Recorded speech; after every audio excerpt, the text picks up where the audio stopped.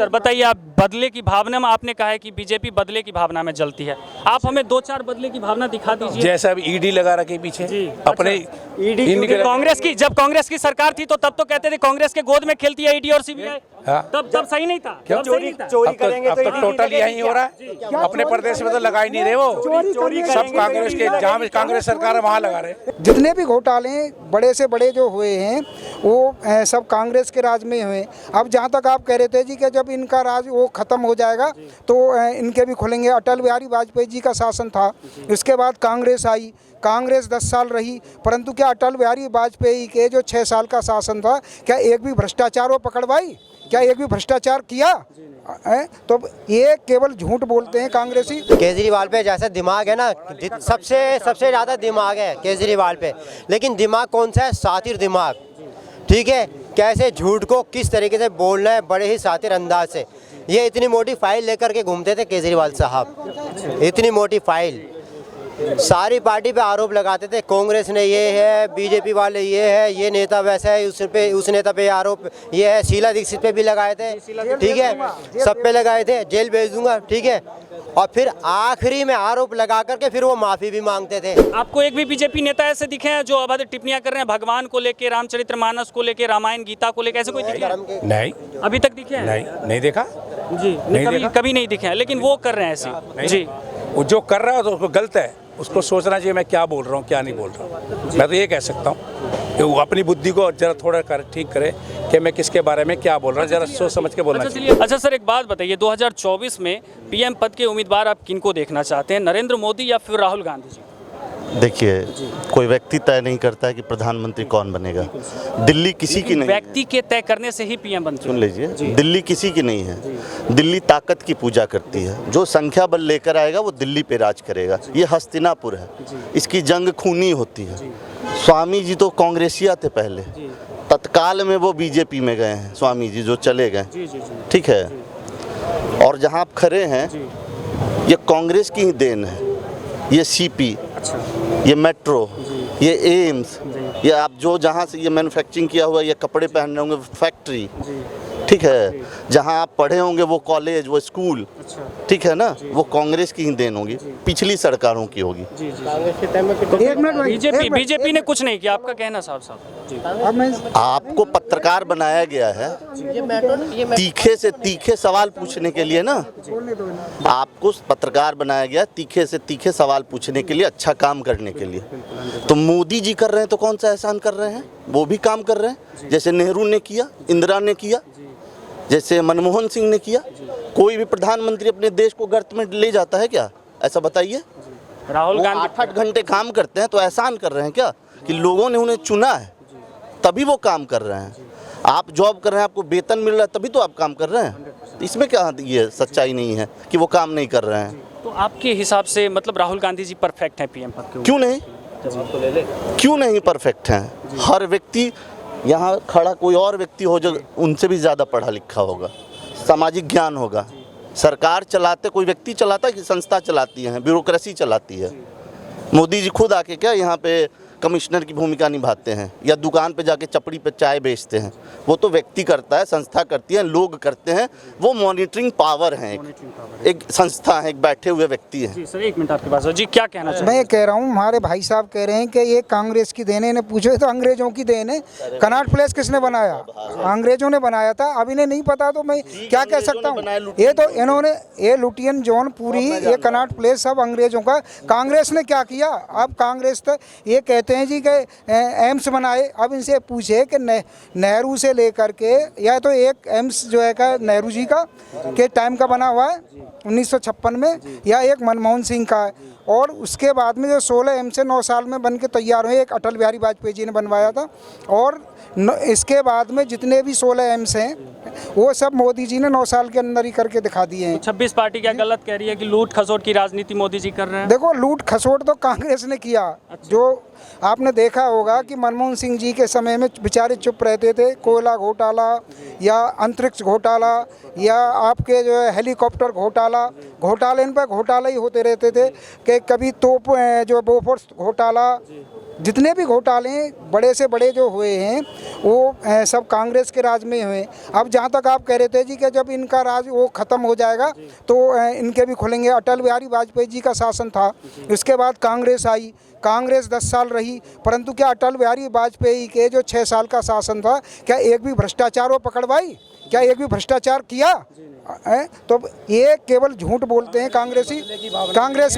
कांग्रेस ने सुनो, कांग्रेस ने को करी, कांग्रेस ने बदमाशी की। क्या सुनो, जो जॉर्ज फर्नांडिस थे उन पर आरोप लगाया, ताबूत घोटाला,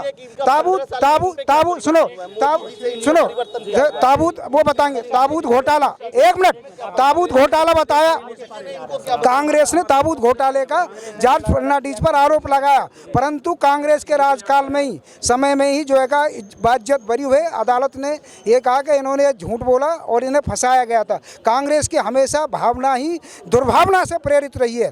कांग्रेस ने हमेशा से ही दुर्भावना से काम किया है और राष्ट्र के प्रति हमेशा धोखाधड़ी की है। सामने तो सर कह रहे हैं कि बीजेपी हमेशा बदले की भावना में चलती है। बताओ क्या बदले की भावना है? ये जो कह रहे हैं मुझे बताएं ना, मैं बताता हूं कि कांग्रेस ने हर तरीके से बदले की भावना कांग्रेस करती है, बीजेपी ने कभी सर बताइए, आप बदले की भावना में, आपने कहा है कि बीजेपी बदले की भावना में चलती है, आप हमें 2-4 बदले की भावना दिखा दीजिए। जैसा अब ईडी लगा रखे पीछे अपने कांग्रेस की, जब कांग्रेस की सरकार थी तो तब तो कहते थे कांग्रेस के गोद में खेलती है ईडी और सीबीआई। तब सही नहीं था। क्यों चोरी करेंगे? अब तो टोटल यही हो रहा है।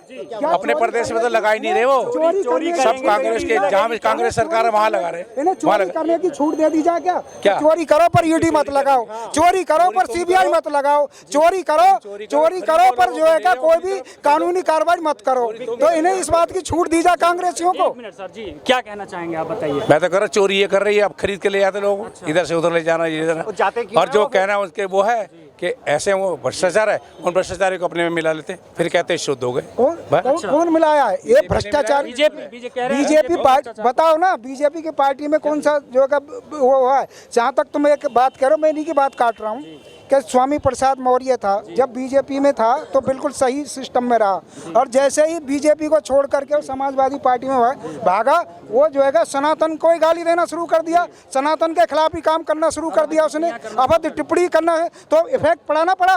बीजेपी में उसकी औकात नहीं थी, और बीजेपी से बाहर होते नहीं, देश के खिलाफ भी, सनातन के खिलाफ भी, सबके खिलाफ बोलना शुरू कर दिया। तो है ना, है इफेक्ट। आपने भी देखा होगा, अपनी आंखों से देखा होगा कि जब बीजेपी में था तो उसकी हिम्मत नहीं होती थी कि वो गलत बोले, किसी के लिए सब तरीके से रहे। जैसे ही वो समाजवादी पार्टी में गया तो देखो उसने कितना जो है बदतमीजी की, और कितनी बदतमीजी, समाजवादी पार्टी में जाकर के गाली देना, सनातन को कभी नष्ट करने की बात, लक्ष्मी माता पे सबको, वो कोई सही, सनातन को मैं ये कर दूंगा, सनातन धर्म को ये, मतलब हिंदुओं के खिलाफ और इन सनातनियों के खिलाफ ऐसी तैसी उसने कर डाली, और समाजवादी पार्टी ने एक बार भी नहीं कहा। तो ये अब इनसे पूछो कि इफेक्ट पड़ता ना पड़ता है? बताइए सर।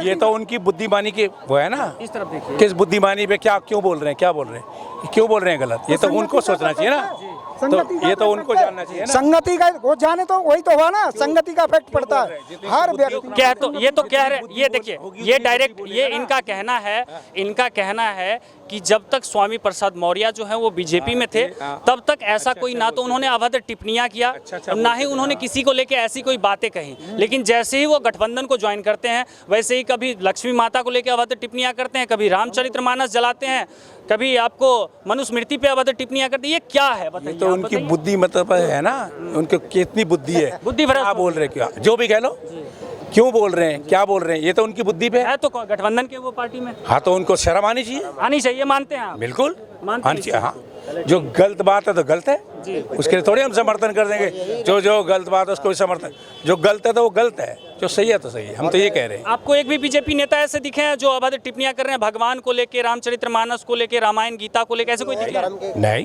अभी तक दिखे हैं? नहीं देखा जी, कभी नहीं दिखे हैं, लेकिन वो कर रहे हैं ऐसे। जी, वो जो कर रहा है तो उसको गलत है, उसको सोचना चाहिए मैं क्या बोल रहा हूँ, क्या नहीं बोल रहा हूँ। मैं तो ये कह सकता हूँ कि वो अपनी बुद्धि को जरा थोड़ा ठीक करे कि मैं किसके बारे में क्या बोल रहा हूँ, जरा सोच समझ के बोलना चाहिए। चलिए अंकल जी, एक चीज़ बताइए, 26 पार्टियां हैं गठबंधन में इस बार, 28 है जी 28 है, चलिए 28 पार्टियां हैं गठबंधन में, तो 28 पार्टियों में इस बार पीएम उम्मीदवार कौन होंगे ये बताइए आप अपने? भाई मेरी तरफ से तो मैं केजरीवाल को मानता हूँ ज़्यादा। अच्छा, केजरीवाल जी को मानते हैं आप, लेकिन उन पे तो अभी कार्रवाई चल रही है, वो तो जेल जाने वाले हैं 2-4 दिन। जब कार्रवाई होगी जेल जाएंगे तो चले जाएंगे, उसमें मैं आ रहा तुम क्या कर लोगे? तो जेल से वो देश सबूत चलाएंगे। मिलेगा ना।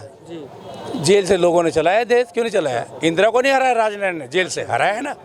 तो हराने वाले तो हरा देंगे, जेल से भी हरा देंगे, इसमें क्या दिक्कत है? आपको ऐसा लगता है कि पीएम पद के उम्मीदवार के लिए मुझे तो केजरीवाल- एकदम टक्कर दे सकते हैं मुझे केजरीवाल जैसा, अच्छा हाँ, मेरा मन जो कहता है मेरे लिए केजरीवाल है। हाँ। अच्छा सर, क्या कहना चाहेंगे? केजरीवाल जी 2024 के चुनाव में पीएम पद के उम्मीदवार के लिए केजरीवाल जी परफेक्ट हैं? नहीं, केजरीवाल सबसे शातिर दिमाग है। केजरीवाल पे जैसा दिमाग है ना, सबसे ज़्यादा दिमाग है केजरीवाल पे, लेकिन दिमाग कौन सा है? शातिर दिमाग। ठीक है, कैसे झूठ को किस तरीके से बोलना है बड़े ही शातिर अंदाज से।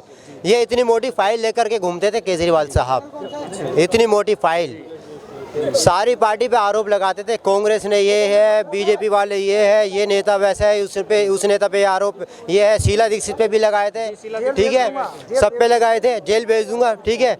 और फिर आखिरी में आरोप लगा करके फिर वो माफ़ी भी मांगते थे।